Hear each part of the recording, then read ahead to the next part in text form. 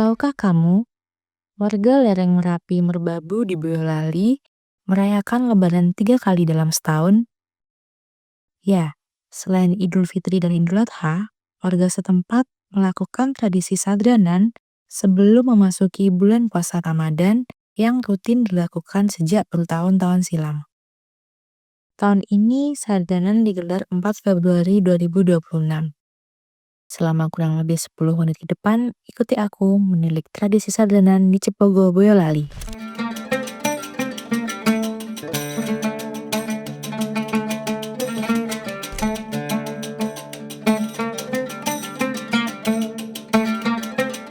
Waktu aku berkunjung ke Cepogo, deretan rumah di lereng Merapi Merbabu mendadak tak pernah sepi.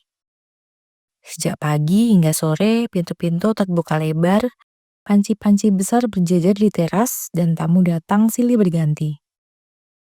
Ya, dilihat-lihat justru seperti momen Lebaran. Ya, di Boyolali ini dalam setahun Lebarannya bisa dibilang ada 3 kali. Saat Hari Raya Idul Fitri, menjelang bulan puasa atau bulan Sya'ban, dan pada bulan Safar. Lebaran menjelang puasa ini hanya terjadi di sebagian besar kecamatan Cepogo, Kabupaten Boyolali, Jawa Tengah.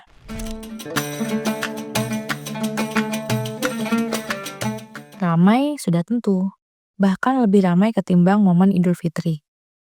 Para perantau pun juga banyak yang mudik. Seperti layaknya Lebaran Idul Fitri, masyarakat juga saling berkunjung. Yang muda mengunjungi yang tua, bahkan rekan sejawat keluarga atau temannya teman juga boleh berkunjung untuk sekedar silaturahmi. Tapi ada syaratnya. Selain wajib menikmati aneka ragam hidangan ringan, juga wajib makan nasi. Sebab pemilik rumah sudah menyiapkan hidangan spesial untuk menyambut para tamu yang datang. Inilah sadranan, tradisi turun-temurun yang bukan sekadar ritual jelang Ramadan, tapi cara warga menjaga darah kekeluargaan tetap hangat dan silaturahmi tak pernah putus. Dalam sadranan, tuan rumah bahkan merasa kalah jika tamunya pulang tanpa mencicipi hidangan. Karena menjamu adalah kehormatan, bukan kewajiban. Hajatan besar ini digelar pada Rabu 4 Februari 2026. Tradisi turun-temurun ini menggabungkan doa bersama, kenduri, dan silaturahmi antar keluarga serta tetangga, menjadikannya ritual kolektif yang mempererat hubungan sosial. Hal ini berbeda jauh dengan ziarah makam biasa yang bersifat personal dan fleksibel waktunya. Tak diketahui secara pasti kapan tradisi sadranan ini pertama kali muncul. Namun warga setempat sudah melaksanakan tradisi sadranan sejak lama.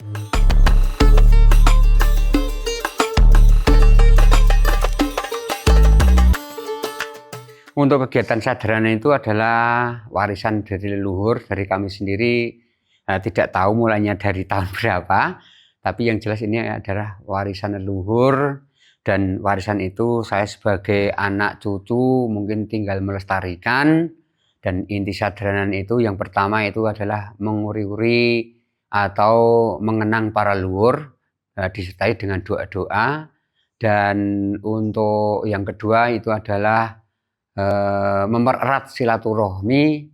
Yang ketiga itu sebagai ucap puji syukur kepada Allah Subhanahu wa taala yang senantiasa memberikan rezekinya kepada masyarakat.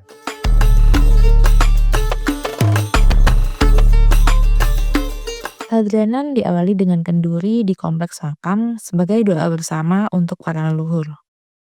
Warga tak hanya datang dari Cepogo, tetapi juga dari berbagai daerah lain. Khususnya mereka yang memiliki ikatan darah dan sejarah dengan Puroloyo. Makam-makam di momen sadranan tak lagi sunyi. Ia menjadi titik temu ingatan dan kerinduan yang lama bertahan. Usai berdoa, arus manusia berpindah. Dari makam, silaturahmi mengalir ke rumah-rumah warga. Jalanan desa mendadak padat. Kendaraan berhenti di tepi sawah, di bawah pepohonan, bahkan di mulut yang sempit. Namun tak ada keluhan, karena kemacetan hari itu dianggap sebuah berkah. Di setiap rumah pemandangannya serupa. Tamu dipersilahkan duduk, berbincang singkat, lalu disodori hidangan. Tak ada obrolan berat, tak ada agenda resmi, yang ada hanya tanya kabar, senyum, dan sendok yang akhirnya menyentuh nasi, meski seringkali setelah bujukan berkali-kali dari tuan rumah.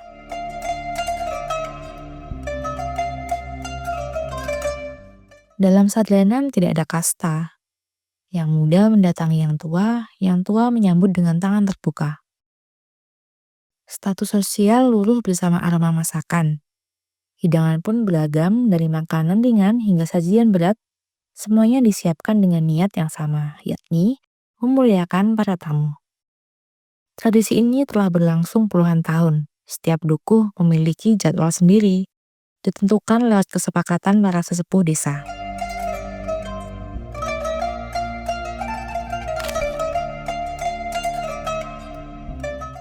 Tradisi sadlanan dimulai dengan kenduri di komplek makam untuk mendoakan para leluhur.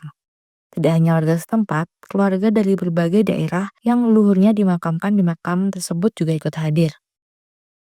Setelah berziarah, baru warga saling berkunjung ke rumah-rumah saudara, kerabat, rekan kerja, hingga teman-teman mereka. Salah satu pusat sadlanan terbesar adalah di Kecamatan Cepogo, di mana perayaan seringkali lebih meriah daripada Lebaran. Aktivitasnya biasanya diawali dengan pembersihan makam atau disebut buba, lalu doa bersama disebut tahlil, dan makan bersama dengan membawa tenong berisi makanan, khususnya apem.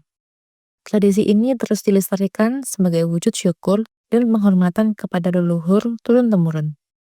Sadlanan juga diwariskan dari nenek moyang dan bertujuan agar hubungan keluarga dan tetangga semakin erat.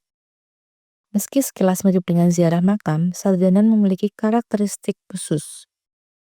Ziarah makam biasanya dilakukan kapan saja dan fokus pada satu almarhum.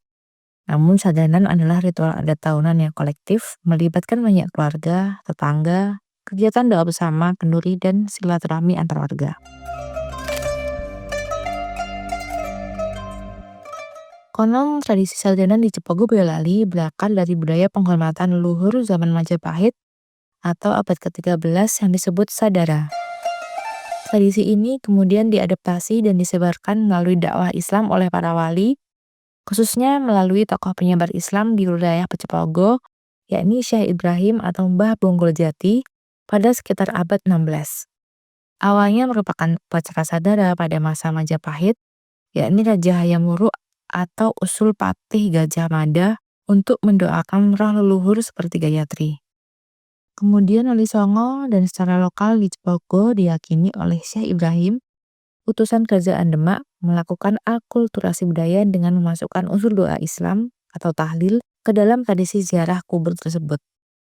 Tradisi ini kemudian diwariskan turun-temurun, terutama di wilayah lereng Merapi, yakni Cepogo, dan menjadi agenda tahunan warga untuk membersihkan makam dan berdoa bersama di bulan Ruah atau Sya'ban.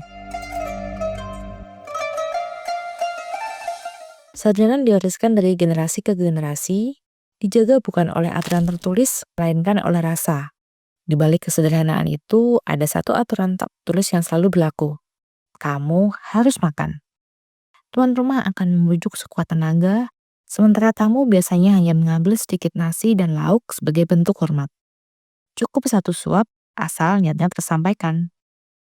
Sadlanan pun menjadi pengingat bahwa di lereng Merapi Merbabu silaturahmi bukanlah slogan saja, tetapi ia hidup, dihidangkan, dan dibagi dari rumah ke rumah.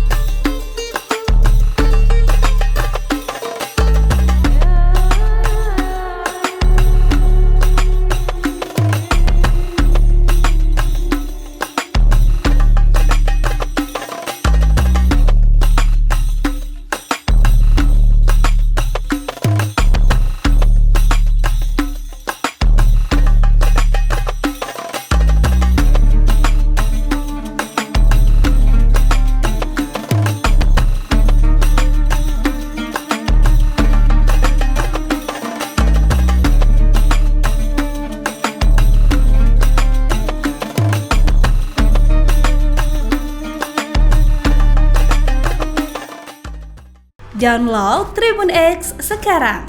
Menghadirkan lokal menjadi Indonesia.